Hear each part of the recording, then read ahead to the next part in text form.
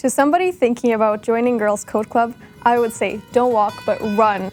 Yeah, go for it. My name is Anna Bove. I'm a docent here at Chalmers and Gothenburg University.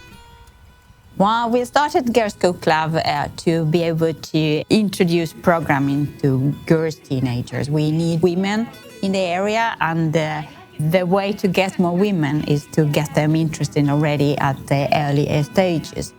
A student should apply to Girls Code Club because that's an opportunity for them to learn something new. So we teach them programming as a new topic. They also get to experience a lot of different things besides just the learning. They get to learn from professors that work and actually research programming every day, so we're quite experienced. Yeah, my name is Francisco Gomez. I'm an associate professor here at the university.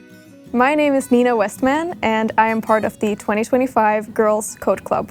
The best thing about the workshop is definitely the community. Everybody here is so sweet and supportive, and nobody is going to judge you for not knowing something from the beginning. And also, the teachers are really, really nice, and they explain things in a very funny way, and a way that is easy to understand. My name is Ines Matowska. I recently graduated from high school. It's important to get more girls interested in programming because it basically removes the gender roles in the area. I think it's so important to get more girls into programming because diversity brings new ideas and new creativity. And I feel like girls should not be limited by the stereotype that only men are into programming.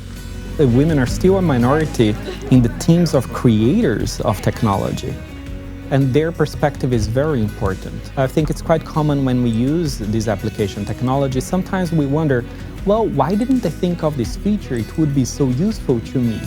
Well, the answer to that question is because most likely they didn't have anyone like you in the team. It's good to create this awareness of how inclusive technology can be, and for that we need a diverse team of creators.